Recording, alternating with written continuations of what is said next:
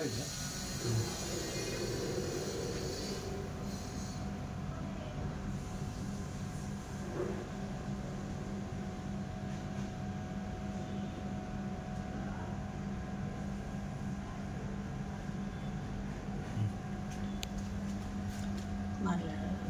నరాల వీక్నెస్ వల్ల నడవస్తలేదు, మొత్తము చేతనైతే నడవస్తలేదు.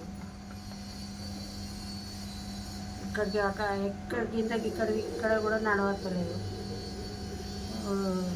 రోజులు పట్టించుకుంటలేదు. హాస్పిటల్కి పోతే ఇట్లా మా భర్తకి ఏం పని లేదు. ఆయనకు కూడా ఆటో షుగర్ అవి ఉన్నాయి. ఆయనకు కూడా చేతనైతే లేదు. నాకు కూడా ఏం లేదు. మాకు ఏ పిల్లలు లేరు, కొడుకులు లేరు, బిడ్డలు లేరు, పిల్లలు లేరు, ఎవరు లేరు, చేసేటోళ్ళు లేరు. మాకు ఇది ఏం ఆధారం లేదు.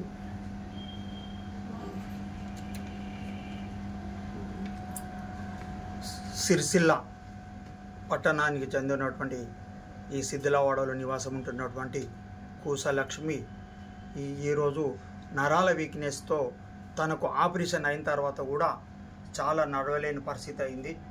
అప్పుడు సదర్ క్యాంపులో ఈ యొక్క సర్టిఫికెటు గత 5 సంవత్సరాల కింద 5% ఇవ్వడం జరిగింది. ఇప్పుడు దాని పర్సెంటేజ్ పెంచమంటే అక్కడ డిలేట్ అయి చేస్తే మళ్ళీ ఫ్రెష్గా ఇవ్వాలని చెప్పి చెప్తున్నారు. కాబట్టి ముఖ్యమంత్రి గారు సదర్ క్యాంపు సర్టిఫికెట్ నిరంతరం కొనసాగుతుందని చెప్పి అనడం, దాని స్లాట్ బుకింగ్ కూడా నిరంతరం బుక్ చేసుకోవచ్చు అని చెప్పిండ్రు. గౌరవ ముఖ్యమంత్రి వర్యులకు మేము సిరిసిల్ల పౌర సంక్షేమ సమితి నుంచి కృతజ్ఞత తెలియజేస్తున్నాను. ఆ విధంగానే ఇలాంటి ఫస్ట్ వీళ్ళు శరీరం అప్పుడు సహకరించక అప్పుడు చాలా తక్కువ పర్సెంటేజ్లు ఉన్న ఈ వ్యక్తులకు మళ్ళీ ఈ అనారోగ్యం పెరిగినప్పుడు ఆ పర్సెంటేజ్ ఉన్నటువంటి సర్టిఫికెట్ సదర్ క్యాంప్ సర్టిఫికెట్ రద్దు చేసి మళ్ళీ కొత్త ఇవ్వాలి.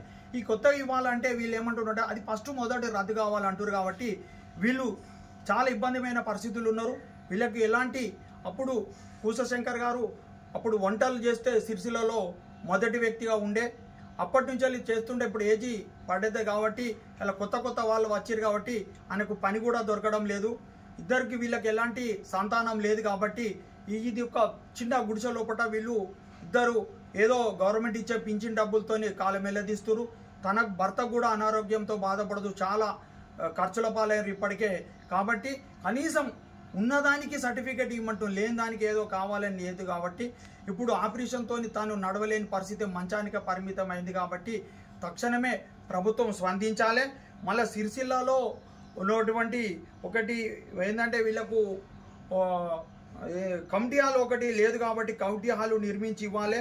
మళ్ళీ దీంతో పాటు ఈ యొక్క దివ్యాంగులకు ఎక్కడ పోయినా కూడా బస్సులో పూర్తి ఉచిత సౌకర్యం కల్పించాలని కోరుతున్నాము. ఈ యొక్క పరిస్థితులను స్పందించి ముఖ్యమంత్రి గారు ఈ విధంగానే స్పందించి ఇప్పుడు నిరంతరము ఈ స్లాట్ బుకింగ్ నిరంతరం కొనసాగించేందుకు ఎలా ఆదేశించారో వీరి ఇబ్బందులు, వీరి యొక్క కష్టాలు ఉన్నటువంటి వీళ్ళ అవిటి కూడా గుర్తించి వాటి కూడా సాల్వ్ చేసి పరిష్కరించాలని చెప్పి సిరిసిల్ల పౌర సంక్షేమ సమితి తరపు నుంచి మేము ప్రజల పక్షాన కోరుతున్నాం.